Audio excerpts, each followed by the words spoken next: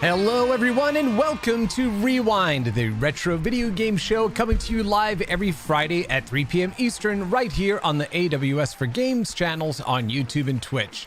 And on this episode of Rewind, we continue to make our way through the video game systems that helped shape the video game industry by digging into some of my favorite games for the ColecoVision.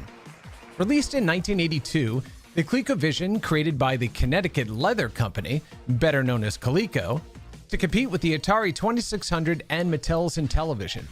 Now, prior to the launch of the ColecoVision, Coleco had started into the games industry with their line of handheld electronic games like football, baseball, and basketball, and then released a line of Pong clone systems under the Telstar brand name. The final Telstar console was called the Coleco Telstar Arcade, a three-sided system that used interchangeable cartridges to expand the game library. As the Pong craze started to die down, Coleco still wanted to be in the video game business, but with one significant difference from their competitors. They wanted to bring arcade quality games to the home. And boy, did they ever. I mean, at the time, ColecoVision came packed in with Donkey Kong, when Donkey Kong was at the height of its popularity in the arcades. Now, while not an arcade perfect port by any stretch, it looked close enough to distance themselves from the less than accurate arcade ports of both the Atari and Intellivision. And this is where Coleco really leaned in. A significant portion of the ColecoVision library were arcade ports. The ColecoVision also shipped with two controllers that looked more like a refined Intellivision controller, complete with this stubby little joystick, kind of known as the mushroom stick, which Atari had, a joystick, not the mushroom stick, a proper joystick. And it also had a number pad like the Intellivision had. And these controllers could accept overlays for additional controls for more complicated games. Coleco followed up the launch of the system with a line of peripherals that included a trackball, a steering wheel, and a super action controller that included additional action buttons along with more accurate arcade joysticks, a scroll wheel, and a numeric keypad. They also released an add-on that allowed the ColecoVision to play Atari 2600 games, which also became the subject of a lawsuit that they eventually won. And finally, Coleco released the Atom computer system, which used the ColecoVision as the CPU and included dual high-speed storage tape drives, a full keyboard, and a printer all in one package. Unfortunately, the Atom did poorly in market, and in 1985, coming off the back of the video game industry crash that started in 1983, the ColecoVision ceased production, having sold more than 2 million units. Now, while short-lived, the ColecoVision game gave players a taste of what it was like to have arcade-quality games at home, something that the Nintendo Entertainment System would continue on when it released in the US in late 1985. So let's explore some of my favorite games on the system that claim to be the arcade-quality video game system, the ColecoVision. And with that, let's head on over to the 8-bit living room. All right, so here we are in the 8-bit living room. I'm squeezing right here into the comfy red chair. And let's see. Let me go ahead and send a whoop in here. That's one for you, and that's one for you. All right, and yeah, so we're going to go ahead and dig into some of my favorite games on the ColecoVision. Now, there was a ton of them, and you know, I had a really difficult time going through and picking out just the best ones. A lot of them are going to be arcade conversions. That's really what the ColecoVision was known for, right? Again, was bringing those arcade games home.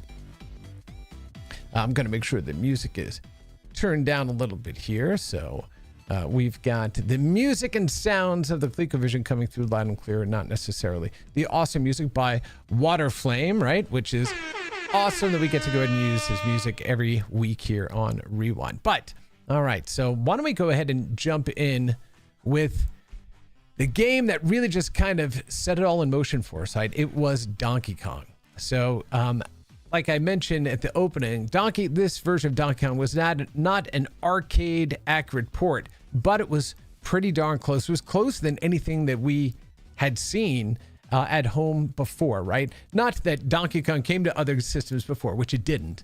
Coleco was the first one to really launch with Donkey Kong. Remember, this is around the time that it was released. And but the game, well, you'll see, looks a lot like you expected the arcade game to look. There it is. We have the music right there, but now you can see that it's missing one row of the girders that Mario or Jumpman has to traverse. Make sure I get the right jump button there. You can see that the barrels are they're flat shaded. They don't have a lot of detail to them.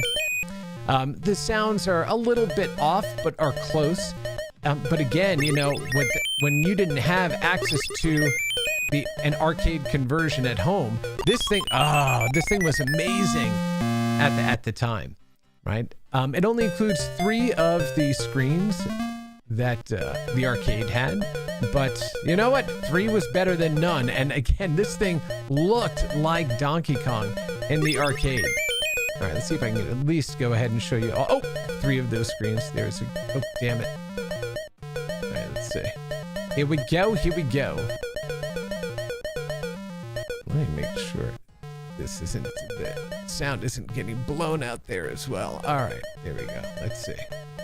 All right, let's get Jumpman up to the top here. So, I mean, look, you know, imagine you're sitting at home and you can get a game system. For the holidays, damn, it's still difficult. And it's going to be an Intellivision or an Atari 2600, both great systems in their own right. But then along comes the ColecoVision, man, and oh my goodness, came with Donkey Kong packed in. Awesome game. All right, let's see. And equally difficult, like I said, you know, as the arcade version was there. Now, we couldn't afford a ColecoVision in our house, but I had friends that had one, and... Oh, no! Damn! Oh, my God! All right, we're going to do this again. Let's go. All right, we need to start this back over. Here we go. Terrible! Okay.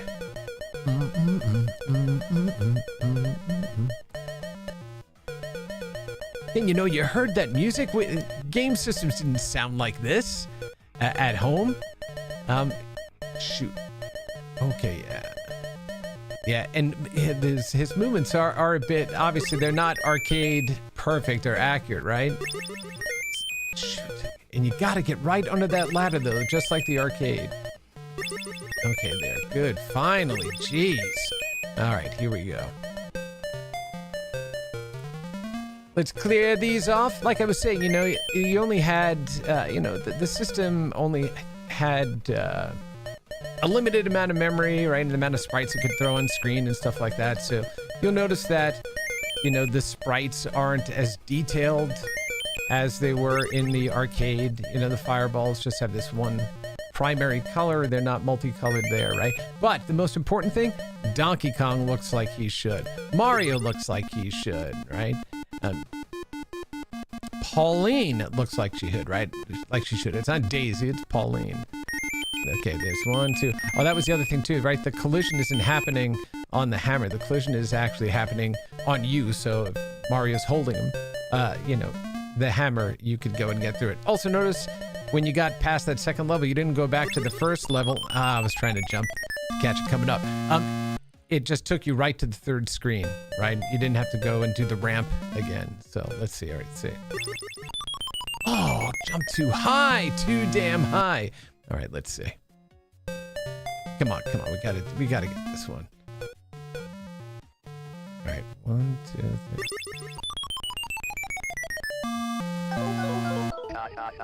Terrible. But that was Donkey Kong. It had those 3 primary screens.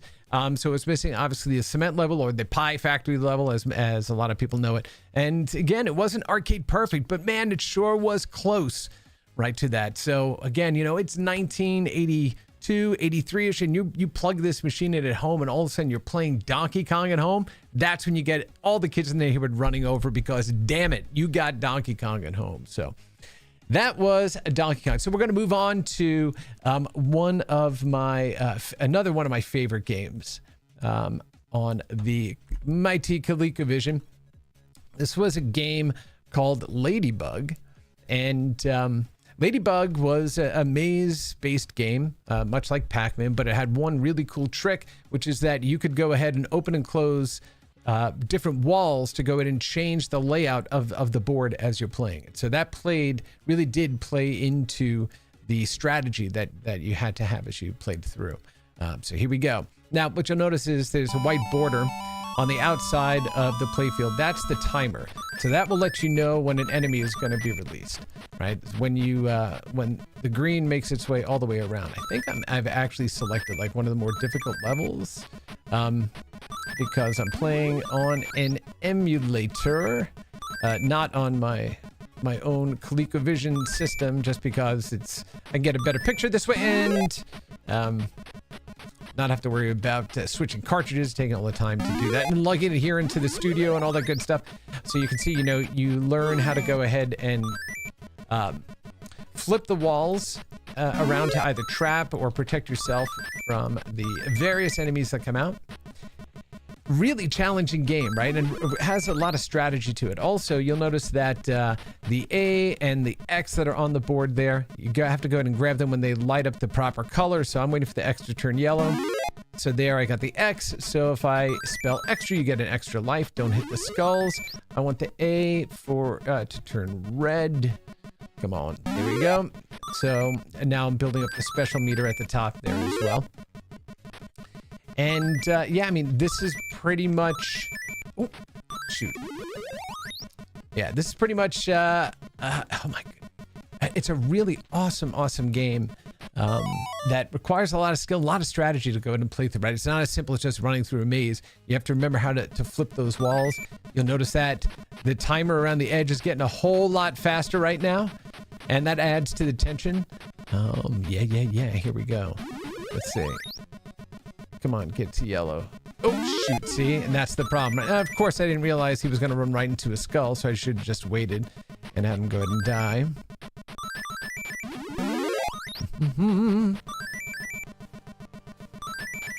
And as I mentioned, while playing Donkey Kong, a lot of games at the time didn't have, like a musical score or music for the game. Now, obviously this game doesn't either, but Donkey Kong did, right? And there are many games that do have a soundtrack to them, or music that plays in the background as you're playing through it, right? So I'm just gonna go ahead and try to clear this out. But yeah, this is also one of those games. There's no sliding around the corner, right? Like you have to be directly in front of the you have to be directly in front of in front of the lane that you want to turn into. If not, you get stuck right on the wall there, which really sucks. So did anybody play or have a ColecoVision or play one when they were kids? Do you remember LadyBug? Do you remember playing it in the arcade? Again, it's not as well known, I guess, a maze game, but for the people that do know and did play it, man, they loved it, right? Really, really good game. And that's level 2. All right. Let's see. Oh yeah, listen to how fast that's going now. Oh shoot, I just got hung up on the side of the wall there. Yeah, right now when it's moving this fast, it's just about getting to safety, right? If you don't have a plan, see now that's turned. See now I gotta wait for this guy to turn yellow. Shoot, see he's gonna come down there. Damn it. Grab that extra. And it's really fun, like, you know, when you get to a certain point where, oh, let's see. Oh, man. Where you accidentally flip the door and save yourself, right? You didn't intend to do it, but you did. And then, of course, try to play it off like, you know, those are the skills that you had, and that's how you got it. All right, let's create that tunnel for him to come on down. Yeah, get eaten. Just kick him back here in the 8-bit living room. Oh, no.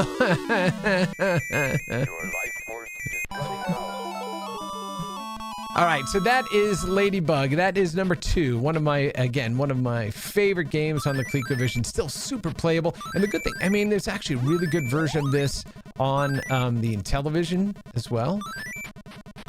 So if you didn't have a ColecoVision home, but you had an Intellivision, you know, you could get a really good port of this as well. All right, that is LadyBug on the ColecoVision. Again, another arcade, another arcade game, another arcade port, which is exactly what they were known for, right? Was those arcade ports. All right, let's go ahead and jump into another one. All right, this one was also super popular at the time it came out. So this is Smurfs Rescue, right? And it's I think the full name was like Rescue in Gargamel's Castle or something like that. If you know who the Smurfs are, you should know who the Smurfs are, right? Let's see. Let's see. Now the crazy thing about this game, right? So this is the first time we saw like a side scroller. It's not using the button to jump. You actually have to press up on the controller to make your Smurf jump. And if you don't time it exactly right, it's things like the edge of the hill or this blade of grass is what gets you. Okay, yeah, the hill got me there. The edge of the grass got me. Okay, there's one. Oh, there's 2. 3. All right. So, you know, not the most formidable enemies. The blade of grass. And all you could do is kind of just duck and jump your way to rescue Smurfette. Let's see if I'm going to be able to actually get over there. And here we go. 1. And let me just duck down here. Right, you've got energy at the top, which is your timer, basically. Come on. There was Gargamel's Castle in the background. I almost made it. Let's go ahead and try that one again. Let me see what happens if let me try, let's try this different skill here. Okay, yeah, now obviously I picked a more difficult one. But I just think it's hysterical that, you know, what's going to get you is touching this gate. Like, what?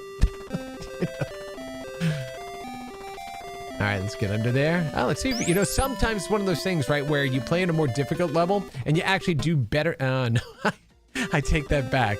The winding road there screwed me over, right? All right, here we go. 1 and 2. Did anybody grow up with the Smurfs as like a thing? We did, you know, and when I was a kid, they had all these Smurf collectible figurines, and so it was kind of like the Beanie Babies of my, you know, generation, of my time. All these different collectible ones, characters that you'd never even heard of before. They were made just to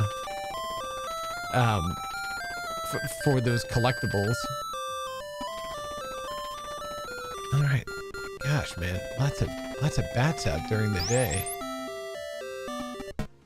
And I got killed by the damn grass again. Yeah. Okay. All right. Let me try one more time. Let's go ahead and try this one more time. See where we are. 1. Like I was saying, right? This is a game, once again, that has a soundtrack to it. Games didn't back then, really. 1. Okay, that's it. We're done. That was Smurfs Rescue in Gargamel's Castle. And then you get to the end, you rescue Smurfette, and then you get sent back to the beginning there, right? So that's what constituted as an awesome side-scrolling game back in the era of, you know, the ColecoVision. But a great side-scrolling game, adventure game, was Pitfall 2 by David Crane. This game, awesome when it released, and it really just took everything that made the first Pitfall great and made it so much better. Chris was saying, I don't remember why, but I couldn't stand the Smurfs when I was a kid. That smurfing crazy. That's probably why, because everything was smurfing this and smurf that and smurf your face and all that nonsense. Also, it was Brainy Smurf. I think he was the one that drove me nuts, right? Just drove me nuts. Anyway, all right, so let's go take a look at Pitfall 2 by David Crane. Here we go, The Lost Adventures. Here we go. There we go. We have a soundtrack on the end of this here. And I think, let's see, you can get in. All right, and there should be a treasure somewhere up here. So not only is it a side-scrolling, but it also had vertical, obviously, levels, right? So you had to move up and down, ascend and descend into caves or in the water. And you have to get all the gold, save Quick Claw. Yeah, this one was really, really good. Pitfall was fire. I agree 100%. Isn't that right? Yeah, Pitfall was fire for sure, for sure. Yeah, there we go. Didn't have an oxygen meter though, right? Which is pretty interesting. And then this game came out on, you know, all of the different consoles at the time. What was really interesting is that just like the Tunnel Runner game, which we talked about last week during Atari Quest, at the end of Atari Quest, it used, you know, additional chips in the cartridge itself to expand the capabilities of the Atari 2600 to basically have or do this game. Oh, I can't believe that I just jumped and missed him because I wasn't paying attention. See, oh, now you have to get to that cross, which is the checkpoint. You heard a little dink there. So if you die or you get sent back to your you know, checkpoint there instead of all the way back to the beginning. But my buddy Mike, this is his favorite game. This is his game that he goes to when he needs to just blow some steam, calm down. But it's not on this. It's on the Atari 800. That is his favorite version of the game. And I think it's because once you beat it, it like opens up an entire second game or something like that. You know, see, I'll just go right back to the checkpoint there.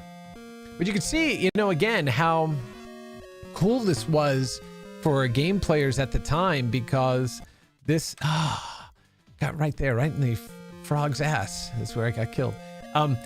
You know, we didn't have side-scrolling games like this, or ones that were this in depth or had this many levels. I mean, look how far down, you know, Pitfall Harry is moving right now.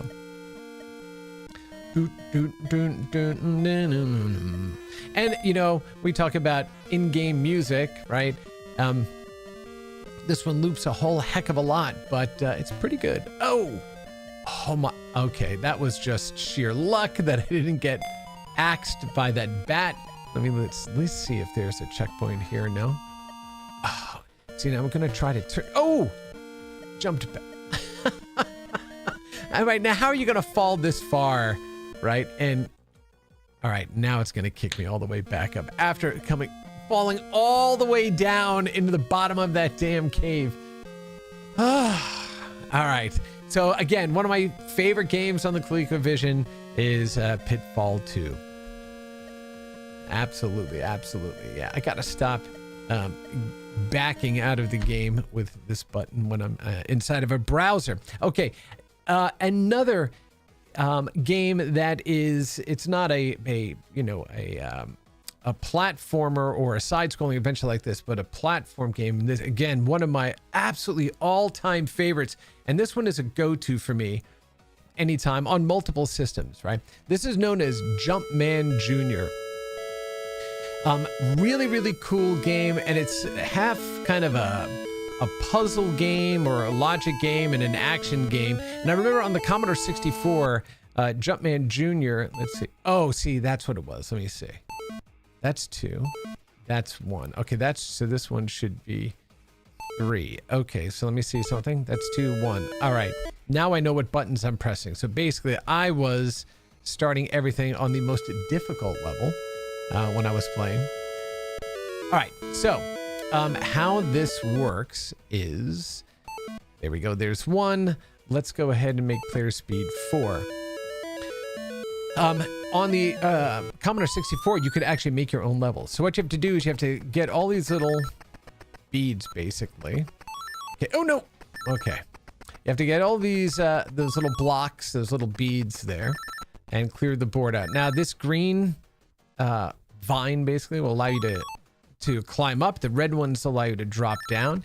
And you have these little white dots that appear, these bullets that appear onto the screen, and they'll fire when you're in their path, but you don't know if it's going to be vertically or horizontal. You also notice I grabbed one of those beads and half of the girder on the other side disappeared. So there are times in the game when you will basically eliminate parts of the board that you didn't intend to. Right? Shoot, so this one, I knew it's going to fire at me there. So I want to jump over him, grab the ladder, jump over here. And then, all right, here we go. 1, 2, and I got 2 more, right? Want to get under there. And now this will have me, should have me drop down, right? He'll fire down, and then we'll go up over here and grab this one, and we'll complete that board. There. And then we go off to the next one. And the really cool thing is they have wacky, really super creative boards that have all different types of challenges you have to go ahead and face. So fire.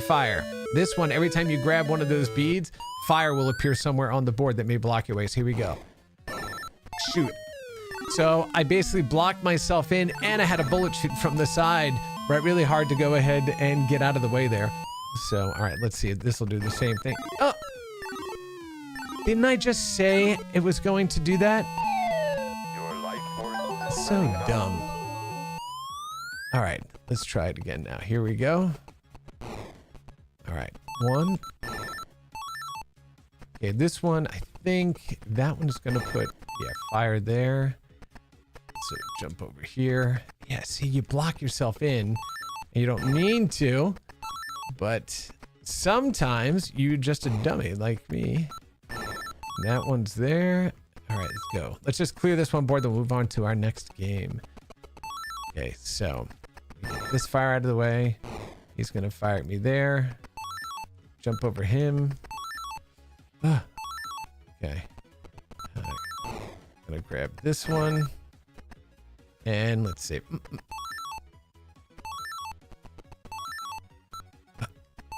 Shoot. Oh! Shoot, right there. I didn't expect it to come from the side. So you can see just how much fun this game is. Oh no, we haven't done Burger Time or Zaxxon, so we are going to do those next, Chris. We got those on the list here.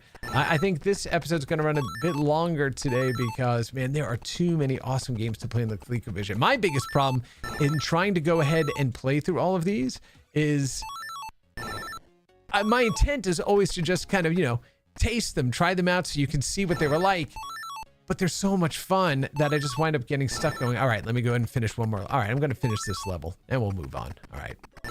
There we go. So that is Jumpman. If you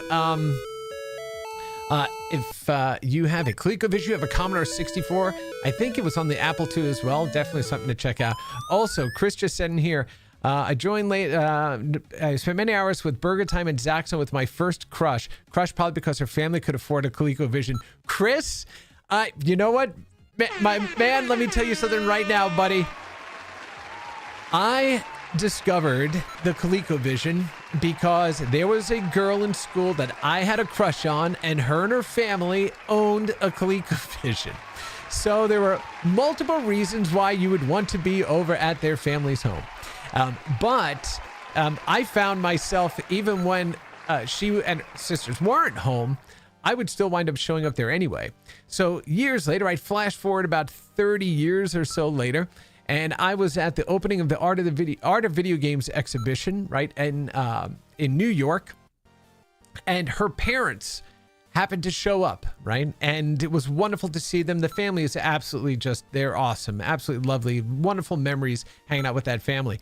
And her father said to me at the exhibition, he said, I, would come home from work, and sometimes there you'd be in the den all by yourself playing, on the ColecoVision, even when nobody else was around. And it was just a wonderful memory that kind of came flooding back. So yeah, first of all, Chris, number one. Number two, we experienced ColecoVision at somebody else's home. And number three, that home happened to be girls we had crushes on. So good job for you, my man. Good job for you. All right, that is Jumpman Jr. So since Chris brought it up, let's go look at another awesome arcade conversion, which was Zaxxon, right? It is an awesome coincidence. Definitely. All right. For those of you that have never played Zaxxon before, Zaxxon was the first isometric game really in the arcade. And this one, would try to be approximated on the Atari 2600. Wasn't very good. It was pretty awful. But even as awful as it was, we're like, oh, look, it's Zaxxon at home, right? No, this was Zaxxon at home. So you had this height meter, not hype meter, right? You had a height meter that would tell you, where you were vertically in the playfield as you moved forward. So you could kind of gauge based on, the height of those walls, how high you needed to be, right? The meter just needed to be higher than the obstacle on the screen. You also had your shadow on the ground to let you know where you were in that isometric space. Now you can see, it's scrolling, but it's kind of chunky, right? It didn't really have smooth scrolling for these screens, but this was freaking Zaxxon at home. The best version of it. It's like I was saying, back then, you weren't going to get it arcade perfect. There was just no way. You couldn't afford to do that. The systems were still, thousands and thousands of dollars. But the ColecoVision got you as close as you possibly could, really without breaking the bank. And what's really amazing about it is that the ColecoVision is still, even though it's really considered to be like in the second generation of game consoles, it's still just incredibly playable today. The games on it really still do hold up by and large, right? By and large, not in all cases. And this part was always difficult because that is hard to gauge, like where you are in comparison to the rest of the fighters. Just like this, like, am I above them? Am I below them? I don't know, where I am right now, right? It was hard to do this in space. So this was a bit of a crapshoot there, trying to figure out where you were. Oh, there we go. Got two. Am I going to get three? Got three. Oh, and I got hit by that missile. Damn it. Okay. Here we go. And then we're back to the playfield again, right? So yeah, really, really good. Once again, arcade port, In fact, I keep saying, this one's really good. This one's really good. All the ones that I'm picking are good. They're kind of like some of the best that the ColecoVision did. You want to go ahead and fly above them if you can't get them straight on. If you're lacking in skills because it's Friday and you're ready to get up. Yeah, let's see. Chris, Zaxxon was groundbreaking. Seeing an isometric game in the arcade blew my mind. It's definitely one of the games that got me interested in game development. All right, that's awesome, man. I love that. Yeah, I just did an interview. Wanted to know how they did it, of course. Yeah, and it's sprites, right? But having that pseudo 3D, they just did the art off angle instead of top down or from the side to create this. And these 2.5D games, right, as they were known, pretty awesome. Look at that. I beat the boss in just 2 shots. It also reminded me of that. There was a commercial for a game called Vanguard that came out on the Atari 2600 back in the day, and it was always, but at the end, it's like, who destroys the Gond? I think it was Luke. Was it Luther? Luther destroys or Lucas. No, it was Luther. Luther destroys the Gond. It was this big dumb guy going and shooting to beat up the final boss. Yeah, we didn't have a lot of end bosses, right? At the end of these different stages, but Zaxxon did. That's right, Zaxxon did. So there we go. That is Zaxxon on the ColecoVision. So, all right, let's go ahead and move on. And what was the other one that you brought up, Chris? It was Zaxxon and Burger Time, right? Burger Time. Oh my gosh, Burger Time. Burger Time is great on so many different platforms. It did a really good job converting it to the home, but it is Oh my gosh, it is really just a ridiculously difficult game, more difficult than people remember it being, right? So here we go. You are Peter Pepper, and you have to go ahead and build these buggers and avoid the food that's trying to stomp on you. And so what you can do is, as you run over those patties, you can drop them down. If I get like, oh, I got it. I got bitten right there. All right, let's go ahead and try again. So what you can do is, if you can lure them onto the food item that you are dropping, their added weight will drop the food item further than normal. So you can see now, instead of it dropping down a single level, instead of it just dropping down a single level, it's going to drop down multiple levels if I don't screw up like I did right there. And let's see, come on. All right, yeah, lured him down there. Now we're going to... I know it is an earwig of a song, Chris. It really is. The music is pretty good. But this game, it is a game of precision. Like, you have to be right in front of the ladder that you want to ascend.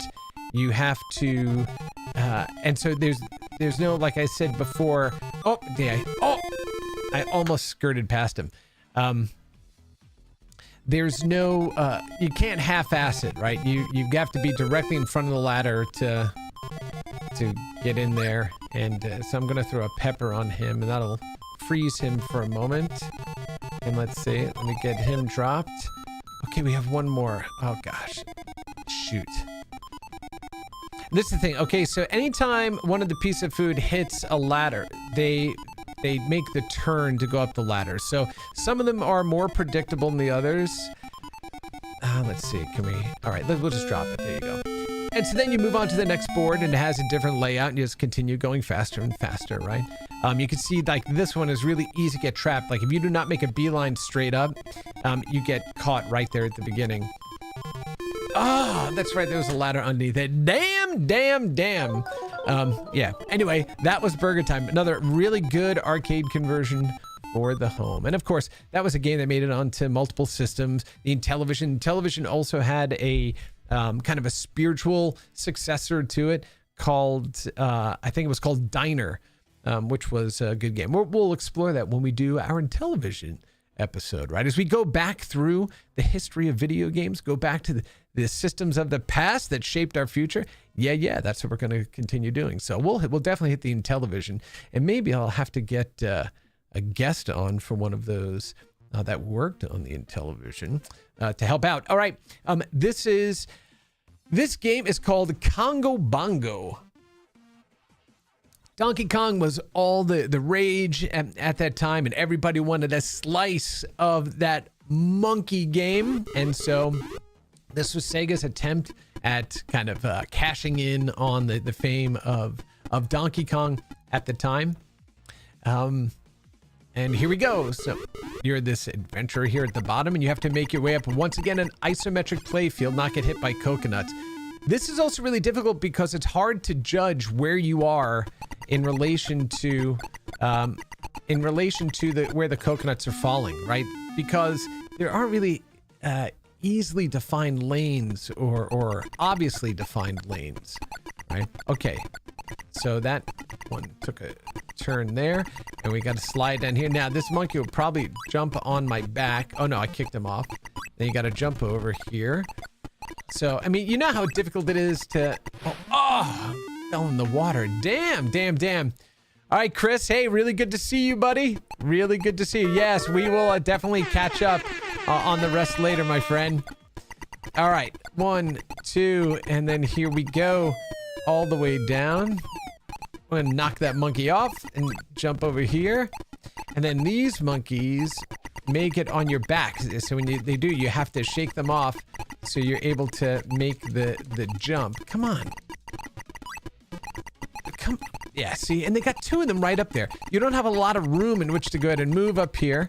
So now I'm just trying to shake that monkey off, and I got hit in the head with a coconut. Yeah. Anyway, so that was Congo Bongo. It was an okay game. It wasn't the greatest. Well, it was a good arcade game, and it was a decent home conversion. Sometimes, I don't know, if you're like me, but there are some times where you'll conflate different pieces of media into the same memory. There was a song in the 1980s called Break My Stride. And for some reason, every time I hear that song, I think of Congo Bongo. And I don't know why. It could be that it was... Yeah, I just got hit by a warthog, apparently.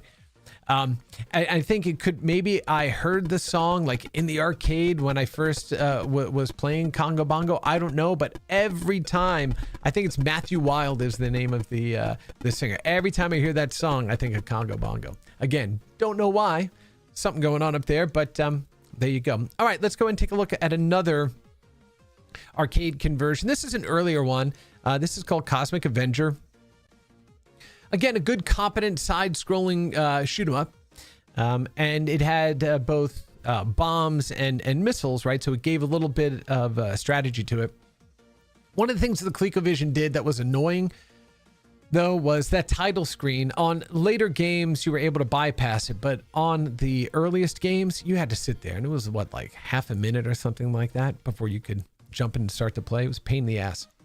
There we go. There's music in it, and damn it, if it didn't look like the arcade, right? Really, really good. So there's my bombs, and I was like, oh, look at that. They have like searchlights there. Right? Really, really cool. Now, for those of you that do play retro games or collect or stuff like that, there is a computer system that was really big in Japan called the MSX. And the MSX basically had the same architecture as the ColecoVision here in the United States, and of course known as the CBS ColecoVision in Europe. And so what you'll find is that there are MSX games that look just like the ColecoVision versions, and when you are doing emulation to go and experience these old games, if you can't get a hold of them, you'll find that the emulators basically run exactly the same. So it was interesting that they basically were reusing or leveraging the same type of architecture, but for two different systems. Let me turn this down a little here. Make sure you can hear that. There we go. Yeah, and so, if you think about games like R-Type or Gradius or something like that, you can see, the earliest forms of these side scrollers that look a lot like or resemble the same type of mechanics that we're used to seeing in other games. You have a little radar there at the top to tell you where you are, where enemies are in relation to you, where you are on the screen. Really just a fun game and a really good, if you like shooters like I do, this is a good one, right? From back in the beginning of home video games. Yeah, but like I was saying, when we think about drawing inspiration from the past, right, these are the types of mechanics that were set up in the earliest games that we saw happen over and over again in more modern games. And so I always like to say it's like echoes of design. You can see or hear those echoes of design from the past in the games that we play today. And what it really means is that good game design is good game design. Doesn't matter the era, and it doesn't really matter necessarily the graphics. Great games come in all shapes and sizes, and so it's really important that we look back at our past to figure out how we're building experiences, going forward. And if it's a good mechanic, it's a good mechanic, right? And so we just continue to build on those. All right, so there we go. That was Cosmic Avenger. All right, let's go ahead and jump into... this was another popular game in the early 1980s called Mr. Do. This is made by Universal. And Universal was also the creator of LadyBug. Again, the maze-based game that I was playing before that is just a ton of fun to play. Here we go. So Mr. Do has another one of those earwig type of songs.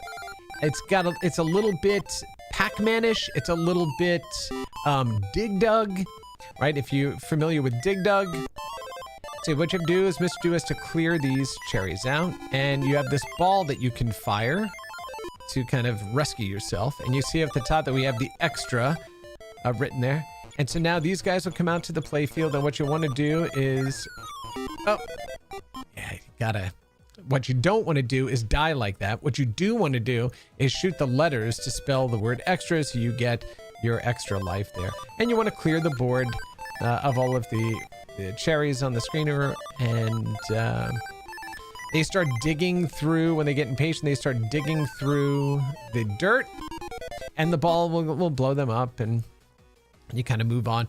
Pretty difficult game, actually. It's not it's not a very easy game. And there, it cleared that first level.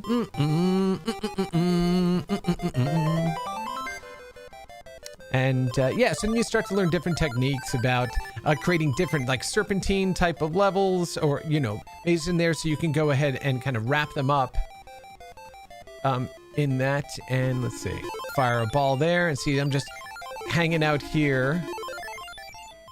Just wait. Oh, see, now he's going to start to dig, right? So he's going to start getting angry, but he can't get to me, the one above me, right? Because I'm sitting there with my butt on that apple. And come on, let's do it.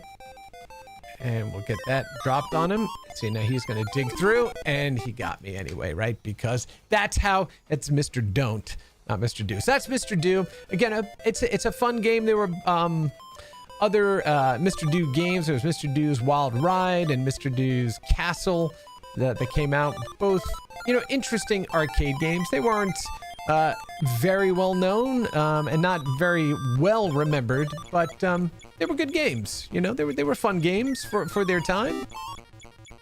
And let's get that T. There we go. So now you got the T. And now you just have to go ahead and spell the rest of extra. You get that extra life, and here you go. What is the worst game that is on the ColecoVision? That is a really good question. I have to think about that. So let me give it a little bit of thought there and get back to it. It may be something like BC's Quest for Tires or something like that. Just wasn't, that was a game I kind of remember sticking out as just something that was like, well, it wasn't really very good. I can't really think of one. So, you know, let's leave it at that one for right now. BC's Quest for Tires was not a very good game. So without it being my worst one, I'll just say it's one that I didn't very much care for. All right. This one was kind of interesting. This one is Tarzan. And so ColecoVision presents From Out of the Jungle. Let's see. Well, what do we think it's going to be? There it is. Tarzan. I gave it away. Copyright 1984. Edgar Rice. Look at this. We're like a minute into title screens here. Okay, this is okay, so now what you have to do, let's see, is I gotta punch this gorilla. But you saw I punched him like 10 seconds before he actually even approached me, and I just stood there with my arm out. Right? It was pretty ridiculous. Okay, now let's see. He's gonna try to get me. I gotta jump in the water and swim, and then run past him here. All right, so now what I need to do is jump up here and punch. Oh, that guy shot me. Let's see if I can get rid of him first. Can I do that? Let's see. Look, he just punched. Yeah, okay. Oh, and he fell into a trap. So there's traps down there. Come on. Okay, come on. There we go. It just needed to figure out where I was. Come on. All right, so now good. So now we've got rescued the monkey here. And then, let's see, am I gonna fall into another trap? Of course, because that's what you do when you're Tarzan. Punch that guy right there in his face. And hopefully I'm not gonna hit any other traps or anything. See how it's zigzagging? All right, now I have to swim across this while avoiding this alligator. But of course I took that path, at the bottom. So it took longer to get across. All right, and then, there's a snake. There's a snake in his boot. All right. Now, how the heck do I do this one again? Okay, I need to get down here. Ah! Damn it. All right, come on, get out of there. I forget what I needed to do to... Oh, that's what I have to do here. I think I need to climb up these... no, up these trees, right? Yeah. Okay, what am I doing here? Okay, and then... Where? Shoot, I forget. Oh, I see. Okay. Climb up here, and then I think... Do I... Yeah, there we go. And gotta punch him, and of course... oh, I did! I punched him. All right, got him out. That's one gorilla, and then we're gonna do the same to this guy. Punch him. He's gonna run into my open fist, maybe. My outstretched arm. Come on!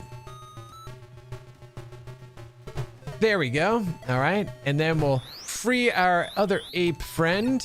And then, oh, and then I fell in the water and the alligator's gonna bite me. Which apparently I don't die. And there he goes again. I just have health at the top, right? All right, now. Okay, come on. I just helped your buddies out. Why are you hitting me? Okay, here we go. Let's go. Oh my God. Right, and that's the problem too, right? You don't know where the traps are on the ground, so it's a little bit of hit or miss. All right, jumped right through him, as you do. And, oh, he fell into the trap. And he didn't get back out. All right, and then hit that guy in his noggin, and then jump up here, and of course, hit another trap there. And then, let's see, can I get all the way up here and get him out of there before... And I fell and got hurt a little bit. And come on. Let's go. Okay, it's... man, when am I going to get to the end here? All right, I just jumped past him, and then everybody froze. And we're going to do it again. And oh, nope. I didn't need to. He fell in. Notice I got close to the grass, and a snake came out. And then hopefully there's no more traps there. And that's Tarzan, right? So you get it. Terrible collision, terrible music, really wonky graphics, really unfair gameplay. You know, maybe this one is also one of my not favorite games on the ColecoVision. All right, let's just go through a couple of more here real quickly. Oh yeah, okay. Super popular game that you're all gonna know instantly when you see it play, and it of course is Q Bert. Excellent game for the ColecoVision, and a really good port, right? Looks just like the arcade did. Oh, and plays just like the arcade. Let's see, can I do it? Okay, yeah, I'm gonna hold this. Oh my gosh. Okay. And then there was the follow-on Q Bert's Cubes, which, again, really good game on the ColecoVision. Yeah. Come on, get coileated. Follow me off the edge of this platform here. You can see that Q Bert doesn't have any eyes. They're just these black orbs of death. Because, you know, once again, you really didn't have... In this game, you know, they didn't have multicolored sprites. They had to go with some of the solids for this. And here we go. Oh! And, yeah, I have to get some moderation stuff going on the Twitch chat, because we have, you know, just nonsense being popped into the chat there, so we'll have to figure that out. Yeah, let's go ahead and block that guy. Oh yeah, their account was created 5 minutes ago. Excellent. They are certainly fans of the show. That's great. Okay. So that was Q Bert. Again, yeah, really good arcade conversion. If you've ever played it in the arcade, there you go. It looks just like it should at home. It's got all of the characters that you'd expect in the game. And yeah, just a fun one to play. It was really difficult to play this, though, with the little joystick on the original ColecoVision, right? It was a bit of a pain to play that. But there we go. All right, let's get out of... this, and let's go fire up a couple of more before we get out of here for the weekend. All right, let us see here. While we do this, let me go ahead and pop that out here. All right. What is up next? Next up, okay, this game is called Oil's Well. I love this game. Created by Sierra Online, of course. They made such incredible games like King's Quest, if you remember that series by the amazing Roberta Williams.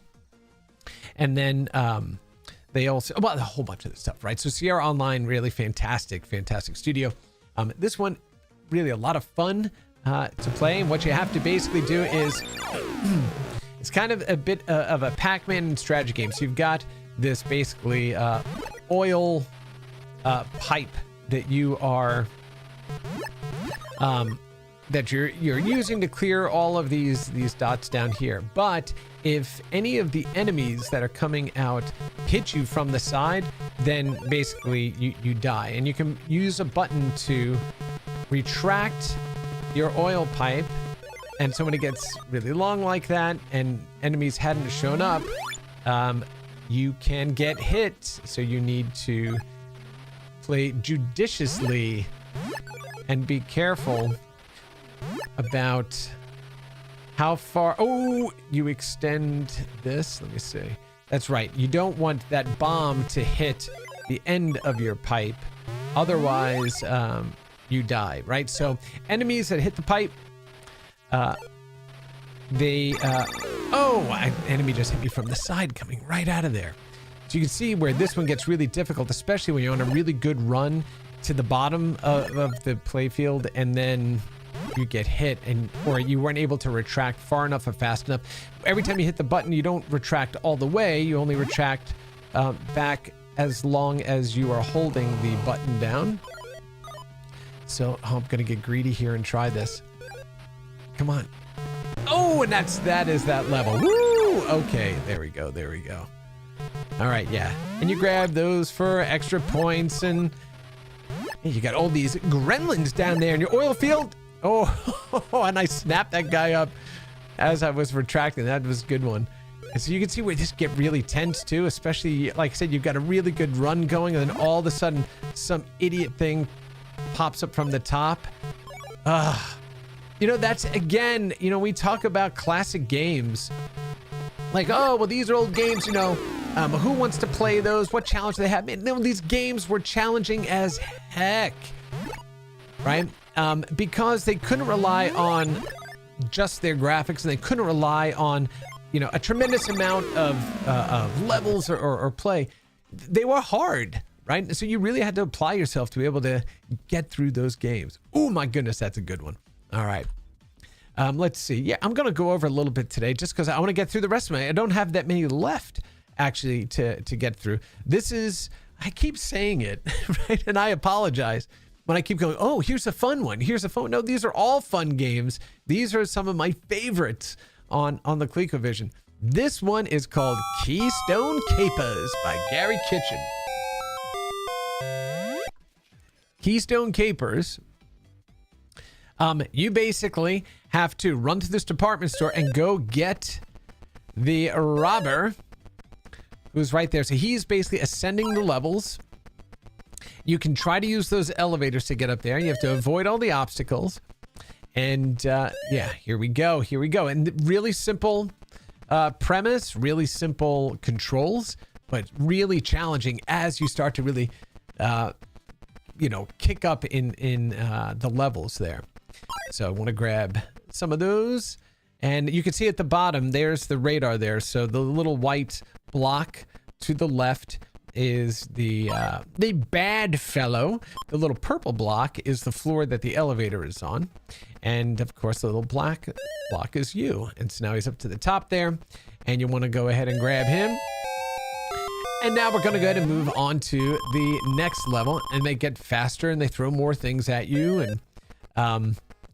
And this was first on the Atari 2600, and a really good game on that as well. Didn't have all of the graphics that you see in the background. Like the ColecoVision, because it was more advanced, it was putting more into the environment, so you can see like the store displays, and you can see the cases, and there are like dresses there for people to buy. On the Atari version, it was just a green background. You didn't have any of those the accoutrement that you see in this version here. Yeah, but really cool. And then what happens is, so if you happen to use the elevator, let's say you make it up to a floor and you're now ahead of where the robber is, he'll start to go back in the other direction. So it's not as if he just constantly climbs to the top. There is logic to the way he moves, and will try to avoid you. And so now you can see we're starting to add some shopping carts in here that will cycle. Then eventually we start adding planes that will fly overhead, so you have to stop and duck. And you have to figure out, what you can pick up as treasures, what you can't, pick up. And yeah, keep going. I'll just finish out this level and move on to the next one. Over that radio. And here we go. Ooh. And, hopefully, by going through these things, right? Again, it just lends an appreciation to the creativity that the, designers and programmers in this era had to really employ to make these games, right? They are, again, some of them still really hold up. So if you can get past, the graphics or the fidelity of them, or lack of fidelity. Okay, let's go ahead and grab that. Damn it. Oh, almost got bitten right there. You'll find there's a ton of fun to be had in these, right? And that's where we're seeing a resurgence in, retro games and stuff. It's not just the nostalgia, right? It's the fact that the people that grew up playing video games, right, from the beginning, are now in their middle age, and they are raising kids that play games too. And so, it's fun to go back and dust these games off, because there is a lot of challenge, a lot of fun still to be had in them. Good, like I said before, good design is good design. It doesn't matter the era. And that's what we're seeing right here, right? Some of the best design on the ColecoVision, which at the time, somebody had made a comment, I forget where I read it, they said, this was like the PlayStation, of its time. That was just games you couldn't get anywhere else. All right, so that was Keystone Capers. Let's see, what else do I have in here that we haven't looked at? Keystone jump in. Yeah, there's a couple in here. You know what? I'm going to go and do two more, and then we're going to get out of here. This one is Gyrus. I loved this game when it came out. Still love it today. And it is an evergreen game, one that I can constantly go back to on multiple platforms. And it's always just a fun game to play, right? A great space shooter here. And I got to wait for the title screen to pass by. They want to show you that Starfield scrolling,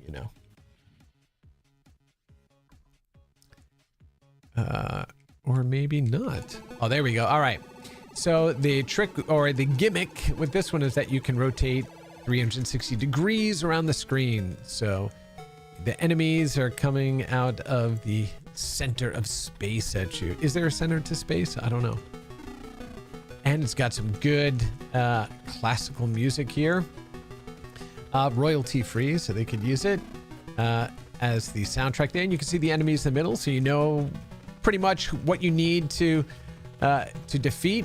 And so then what'll happen is there are 3 ships that come out. I just shot them down. So now if you hit the middle one, you'll get a second cannon. So now I have a double shot, which is what you want. And then you continue warping through outer space to these different planets. So one warp to Neptune. See, much like Galaga, right? If you're familiar with Galaga or have played it, you want to go ahead and get your ship captured at the beginning and then go ahead and have that double cannon. I just lost it, so now it's going to be more difficult until I can reclaim it to go ahead and clear out the level as they move around.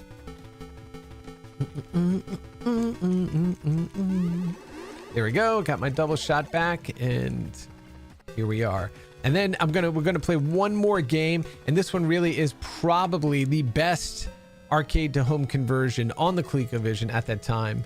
Not at that time. It was, It was the best version, still remains the best arcade home conversion. Yeah, so I wonder where, Galaga got their inspiration for... well, a lot of them had challenge stages. Look at that. Perfect. Of course it was, because, yeah, that's how you go ahead and do that. Yes, congratulations. Perfect. 10,000 points. Ooh, that's fantastic. All right. Let us go ahead and move on to the last. Let's stop that applause. Okay. Oh, and I just died there. All right. This one, the pinnacle of arcade to home conversion on the ColecoVision. This is the mighty Donkey Kong Jr. 1982. This one was really, I mean, again, not arcade perfect, but man, oh man, this one felt it.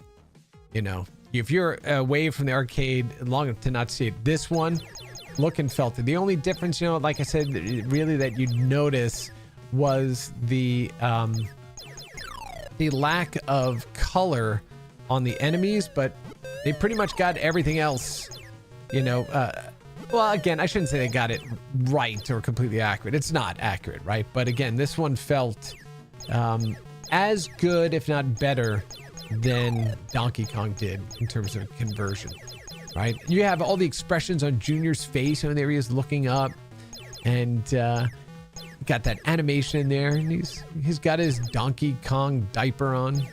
Come on. Okay, let's see. And it's also got that wonky jump. Oh, and I got points for jumping over him there.